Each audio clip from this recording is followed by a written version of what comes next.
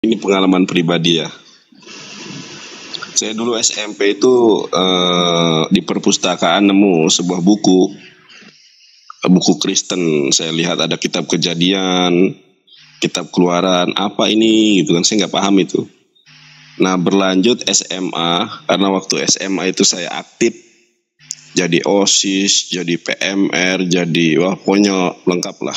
Dan kebetulan waktu itu kita punya banyak teman Kristen gitu. Termasuk dulu kayak teman dekat lah Kristen. Kemudian kita ya waktu itu cinta monyet gitu, ABG lah. Di situ dia mulai menginjili saya gitu kan, untuk apa namanya itu, mengenalkan agamanya kepada saya. Oke, hal itu nggak kemudian nggak menggoyahkan saya, justru saya belajar terkait apa namanya itu, terkait kekristenan ya, dari buku-bukunya Ustadz Moko Ginta. Jadi dulu nggak seperti sekarang. Bahkan waktu kelas 1 SMA saja saya belum ada HP itu. Ya. Lalu kelas 3 SMA mulailah di situ saya beranjak ke Facebook. SMA itu beranjak ke Facebook, dan di situ banyak sekali penghujatan terhadap Islam. Dari Facebook itulah mulai perdiskusian nih. Bahkan saking intensnya berdiskusi di Facebook. Kalau sekarang kan handphone smartphone ya, Android, bisa copy paste. Dulu itu pakai HP yang keypadnya itu saking seringnya debat, mungkin 3 bulan sekali ganti keypad itu. Bahkan jarinya sampai hafal huruf ya Ustadz Nandar ya. Nah itu jari-jari tangan kita ini Ustadz, teman-teman, saking sering debat itu ya, sampai nggak lihat keypad loh. Jadi kita itu sudah hafal huruf. Kalau sekarang kan keyboardnya ini QWERTY gitu ya, touchscreen. Dulu itu tak tak tak tak tak tak. Bahkan sampai malam itu saya dimarahin ibu saya. Dikira teh berit nandarnya nih, peting-peting can sare. Ternyata HP gitu kan, tak tak tak tak tak tak. Itu debat di Facebook. Dulu rival saya itu Rudi Yohanes Hutagalung atau Rudi Yohanes sang debater. Mungkin kalau saya sebut nama Facebook saya, teman-teman kenal semua ya, termasuk Gurunda Juma gitu kan, Ustadz Sugi. Karena dulu kalau saya bikin status itu yang komen ribuan gitu. Nah 2013, 2011 itu vakum saya di Facebook. Sampai 2013, 14, 15, 17 vakum di Facebook. Tiba-tiba beranjak ke tahun 2018 dimasukin ke grup WhatsApp, debat lagi di situ. Debat. Nah, kenal Ustadz Sugi, kenal Gurunda Juma, Ustadz Tahta, itu satu letting tuh di WhatsApp itu kan. Oh, kita debat sama Saifuddin Ibrahim di situ. Nah, habis gitu kok debat saya sama Gurunda Juma dan lain-lain kok ada di YouTube gitu kan. Jadi voice note, misalnya kita debat di YouTube nih, di WhatsApp ada siapa yang munculin pertama debat voice note itu ke YouTube? Saya orangnya. Dulu nggak ada Ustadz Nandar orang yang bisa upload voice note di YouTube itu. Saya itu berbagai macam cara saya pakai gitu kan.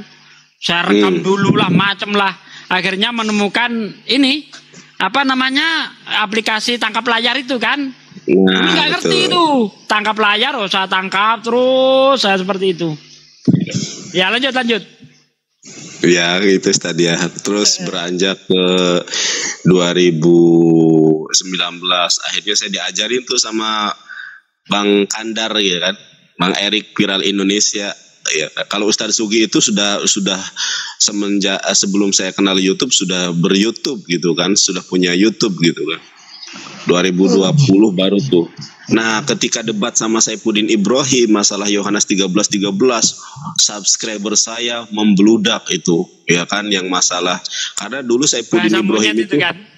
Iya.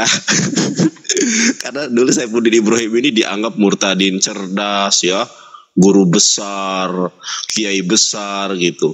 Pas saya debat sama Saifuddin Ibrahim dan Saifuddin Ibrahimnya kelihatan botol, waduh itu subscriber saya langsung naik itu. Dari 1.000 jadi 50.000. Alhamdulillah sekarang 272.000 ya Ustadz Sugi. Tapi Ustaz Sugi lebih banyak ya, sih. Tapi udah mati channelnya itu. Gitu cerita singkatnya. Sebetulnya kalau diceritakan lebih ini lagi ya. Cuma itu singkatnya saja. Sebagai dongeng sebelum tidur. Nah, kalau saya begini Pak, saya ceritakan Pak. Kalau saya gini, ceritanya itu begini. Adik saya itu sejak kecil ya di Kalimantan sana, sejak kecil ikut orang Manado margawelan. Sehingga mungkin karena setiap hari digosok dan sebagainya, sementara dia tidak pernah belajar Islam, sehingga dia masuk Kristen. Sekarang dia jadi Kristen Advent. Nah, saya penasaran ini. Penasaran apa sih adik saya kok bisa terpincut dengan Kristen ini? Nah, tentu saya belajar dong. Saya belajar, awalnya saya itu belum tahu Facebook ya, 2008. Saya ketemu videonya Zakir Naik, VS William Campbell. Wah, di situ saya tergugah itu. Wah, keren ini. Itu saya nggak ngerti itu. Matius itu apa, Perjanjian Lama itu apa, Perjanjian Baru itu apa isinya. Nggak ngerti sama sekali. Saya nggak pernah baca kitabnya orang Kristen. Saya ketika Zakir Naik menunjukkan ayat-ayat ini, wah saya bingung. Akhirnya saya pinjem kitab. Dapatnya Injil Barnabas. Saya baca sampai selesai. Ternyata saya tanyakan ke orang Kristen, kami nggak pakai itu. Waduh, percuma dong. Saya baca ini. Nah, akhirnya saya nekat beli Bible. Ya, karena Bible itu kan tidak diperjualbelikan secara umum tuh di sini dulu ya. Nah, saya beli Bible sama anak orang Batak 50.000. Biblenya masih ada sampai sekarang, udah hancur-hancuran karena sering saya baca. Ya, nah disitulah baru ketemu Facebook. Nah, ketemu Facebook seperti yang dikatakan Ustadz Nandar itu. Kenapa saya sekarang itu banyak hafal Bible? Ya karena dulu nggak copy paste. Wah, kita cari gitu kan, nanti kita tulis satu persatu. Sampai jari-jari ini hafal. Nah, dari situlah yang membuat saya itu mempelajari Kristologi, disebabkan karena adik saya itu murtad. Ya, murtad bukan karena dia berpikir menemukan kebenaran Kristen, menemukan kesalahan Islam, enggak. Dia murtad hanya karena terpengaruh, karena sejak kecil ikut seorang pensiunan TNI margawelan di Nangapino. Nah, saya tunjukkan sekalian di Nangapino. Ya, nah, pernah saya diskusi ya sama adik saya tanyakan, adakah Yesus mengajarkan dirinya Tuhan dalam Bible? Dia jawab ada, tolong tunjukkan kepada saya. Suruh anak-anakmu bantu nyari. Saya tunggu 2 jam nggak ketemu. Ya, akhirnya saya bilang, ya udah, pendetamu sini. Akhirnya ditelepon beneran tuh pendetanya itu. Waktu itu pendetanya masih studi untuk mendapatkan gelar doktoral ya, dari Kristen Advent. Ya nggak mampu juga menunjukkan di mana ada ayatnya, nggak ketemu. Nah gitu ya. Jadi saya belajar Kristologi itu ya itu dari awal itulah ya. Seperti itu kawan sekalian.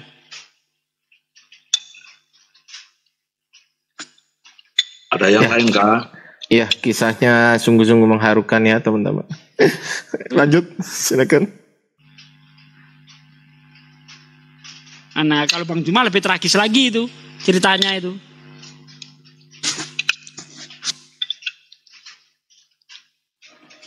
Mungkin Gurunda Sidik barangkali ada cerita mancing atau apa ya, gitu.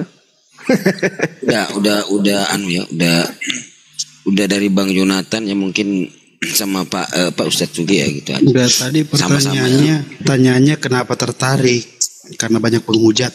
Titik. Gimana? Silakan Pak catatan kaki. Saya lagi pedih nih, lagi makan. Waduh enak. Silakan Pak catatan. Kalau sebetulnya kita bukan karena tertarik ya. Kalau saya pribadi bukan karena tertarik, tetapi kita memiliki giroh gitu kan. Memiliki giroh ketika agama kita difitnah, kemudian ketika mereka melakukan sebuah kristenisasi, ada giroh di situ. Yang lebih memperkuat giroh saya sih karena ada penghujatan terhadap Islam. terhadap Allah, terhadap Al-Quran gitu kan. Dari situlah timbul keinginan yang kuat. Makanya saya pernah tuh ada seorang yang kemudian mengadu, Bang Nandar, anak saya mau saya kuliahin nih di UIN, jurusan perbandingan agama, Fakultas Usuluddin. Kata saya, jangan Pak. Kalau Bapak pengen menjadikan anak sebagai seorang yang memperjuangkan Islam di bidang perbandingan agama, dikuliahkan di UIN Fakultas Usuluddin, jurusan perbandingan agama. Bukan, iya betul, bukan jadi pendebat, jadi liberal. Teman-teman saya banyak itu, liberal semua itu. Saya lulusan UIN, jadi tahu betul. Loh, terus bagaimana seperti Bang Juma, Bang Nandar dan lain sebagainya? Ya kita memang mencari sendiri, dan kita memang mungkin digariskan untuk berdakwah di bidang ini begitu kan. Saya sendiri kan bukan ustadz gitu. Mungkin kebetulan saja. Masya Allah. Iya, kebetulan saja gitu. Kan kita nggak tahu nih jalan ke surga itu ada yang lewat sedekah, ada yang lewat puasa gitu kan. Ada yang lewat Al-Quran, mengajar Quran gitu kan. Kita kan nggak tahu. Nah, kita berbagi, misalnya begini, ustadz, alim ulama banyak yang cerdas, para alim ulama, para ustadz yang kita hormati banyak, tapi tidak setiap ustadz, tidak setiap kiai mempelajari perbandingan agama. Nah, ketika para penginjil menginjil umat Islam, itu kan menggunakan Al-Quran dan Biblos. Kalau tidak ada yang kemudian mempelajari ini, lantas siapa yang akan mengkanter mereka? Ustadz ketika ditanyai Biblos atau ada fitnah yang menggunakan Biblos belum tentu bisa jawab. Nah, bahkan ilmu kristologi ini sudah diajarkan loh kepada Zaid bin Sabit. Zaid bin Sabit itu pernah diberikan tugas oleh Rasulullah untuk berdakwah kepada orang Yahudi. Nah, Zaid bin Sabit, sahabat Rasulullah SAW ini memiliki kecerdasan yang luar biasa. Beliau mempelajari bahasa Yahudi, Ibrani, Aramai. 2 minggu doang loh. Saya 2 tahun aja sampai sekarang nggak ahli-ahli begitu loh. Kalau Zaid bin Sabit 2 minggu udah bisa baca, bisa ngomong, bisa nulis. Saya 2 tahun kok nggak pinter-pinter gitu, nggak ahli-ahli gitu. Wah, 2 tahun berarti sudah diploma. 2 tahun setengah saya belajar Ibrani secara intens, ada gurunya ya. Kalau otodidak itu dari tahun 2019 atau 18. Tapi kalau ada gurunya itu sudah 2 tahun setengah. Itu nggak pinter-pinter. Zaid bin Sabit 2 minggu itu pinter. Itulah keberkahan ketika hidup di zaman Rasulullah SAW. Gitu. Jadi sudah diajarkan ya dakwah kepada orang Yahudi, orang Kristen melalui pendekatan ini kristologi. Begitu yang membuat tertarik ya. Jadi bukan karena apa-apa. Oke, saya tambahin ya. Jadi saya termotivasi dari sebuah ayat di dalam Al-Quran. Ud'u ila sabili rabbika bil hikmah. Ya, ajaklah manusia ke jalan Tuhanmu dengan cara yang baik, yang hikmah.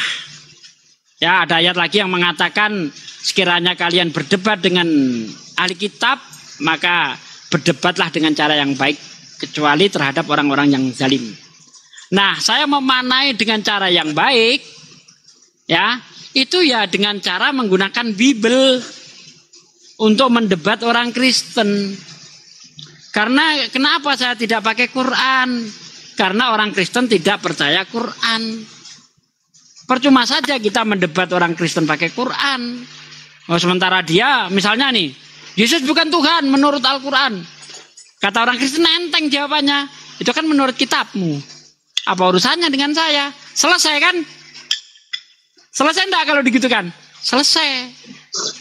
Nah, tapi kalau kita pakai Bible, kitab mereka, ini loh ayatnya. Yesus menunjukkan dirinya bukan Tuhan.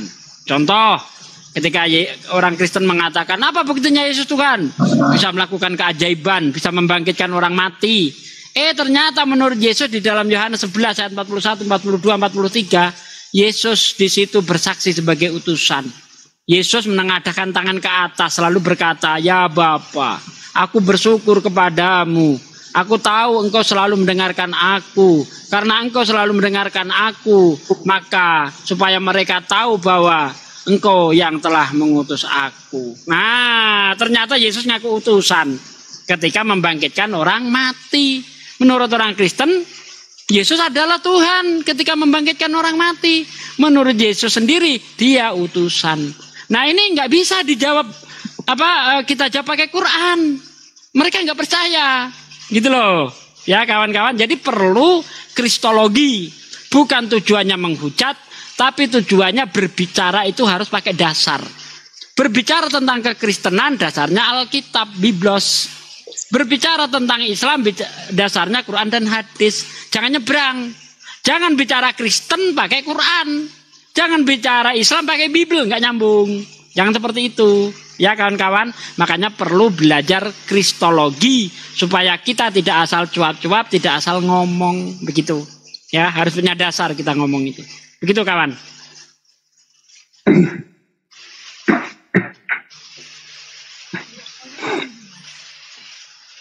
Monitor host. Mantap. Host. Hostnya tidur. Host. Ya, karena udah malam nih saya mohon pamit semuanya. Semoga Allah selalu menjaga kesehatan Anda dan orang-orang yang belum mendapat hidayah semoga mendapatkan hidayah. Ya, yang sakit segera disembuhkan, yang kekurangan rezeki semoga dipermudahkan jalannya dalam mencari nafkah. Assalamualaikum warahmatullahi wabarakatuh. Waalaikumsalam warahmatullahi wabarakatuh. Host udah ngantuk belum host? Lanjut. Oke. Lanjut teman-teman yang di bawah barangkali mau turun, barangkali mau naik silakan. Saya mau nanya bang. Nah gitu dong. Iya silakan Bang Ai. Bang Ai. Oke bang. Mau nanya nih, ini cuman sebatas pengetahuan jauh ini ya. Ini kan Masjid Al-Aqsa ini kan dibangun tahun 705 Masehi ya. Dan selesai pada tahun 715 Masehi. Nah, di dalam Al-Qur'an sendiri mengatakan bahwa Muhammad pernah pergi di Masjid Al-Aqsa. Nah, setelah ditelusuri itu Muhammad itu meninggal pada tahun 632 Masehi, yang artinya sebelum mulai dibangunnya Masjid Al-Aqsa ini. Nah, pertanyaan saya itu bagaimana orang yang sudah meninggal bisa pergi di Masjid Al-Aqsa sedangkan Al-Aqsa dibangun tahun 705 Masehi hingga tahun 715 Masehi. Ini pengalaman jauh saya, pertanyaan jauh saya, karena saya juga belum mendalami ini seperti apa. Mohon ditanggapi saudara-saudara Muslim. Silakan Bang Yonatan Nandar atau Ustadz Sidik. Jangan panggil Ustadz tuh. Oh ya udah. Syah. Memangnya dia nih audiens. Emang bagus ini pertanyaannya. Cuman memang harus dibuka dulu ya. Itu loh. Ini tentang Baitul Maqdis ya ini. Betul. Bentar ya. Perjalanan Isra Miraj dari Masjidil Haram ke Masjidil Aqsa. Apa pertanyaannya ini? Bes? Perjalanan Isra Miraj. Oh, perjalanan Isra Miraj. Itu kan belum dibangun. Bukan. Jadi belum dibangun pada saat itu. Itu kan Masjid Al-Aqsa itu kan dibangun tahun 705 Masehi hingga sampai 715. Ya kan? Tapi menurut catatan bahwa Muhammad pernah pergi di Masjid Al-Aqsa ini kan. Tetapi kalau kita melihat dari sejarah kembali itu Muhammad kan meninggalnya tahun 632 Masehi. Nah, bagaimana Muhammad bisa pergi di Masjid Al-Aqsa ini sedangkan Muhammad sendiri sudah meninggal dunia gitu. Dia meninggal tahun 632 Masehi. Sedangkan Al-Aqsa dibangun 705 Masehi, berarti selisih sekitar 30 tahun itu. Itu referensi dari mana Bang? Ada bacanya? Oh ini saya dengar dari ini juga dari yang mualaf juga. Ini Dari di Google. Di Google pertanyaan sulit untuk orang Islam gitu ya. Masa pembangunan Masjid Al-Aqsa ya. Bentar. Google ini Masjid Al-Aqsa. dari orang ini dari orang Muslim yang mualaf jadi jadi mualaf yang murtad jadi orang Kristen. Sekarang dia udah jadi dosen. Iya. Oh gitu. Punya rumah yang Karena pada saat itu. Jadi saya kan gini, saya ayatnya di mana, dari mana ya saya juga nggak tahu. Quran Tanya, surat kan, Al-Imran ayat Quran surat Al-Imran ayat 96 ya.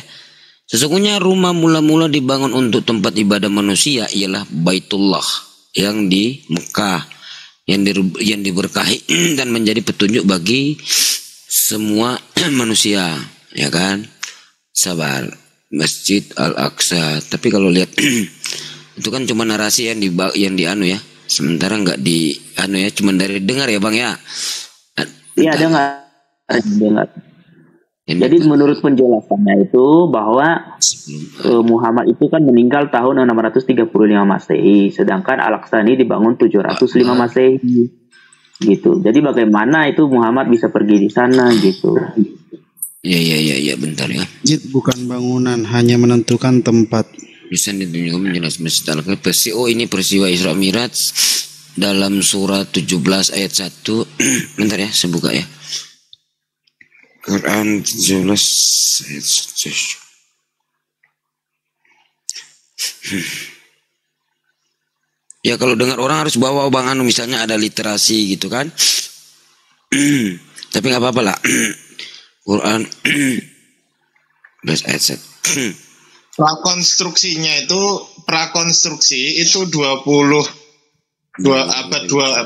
tahun 20 sebelum Masehi. Prakonstruksinya itu sudah ada itu di situ. Meskipun belum dibangun seperti yang bentuk sekarang ini gitu loh. Ya, tidak bertani batik diperiksa budaya antara ya.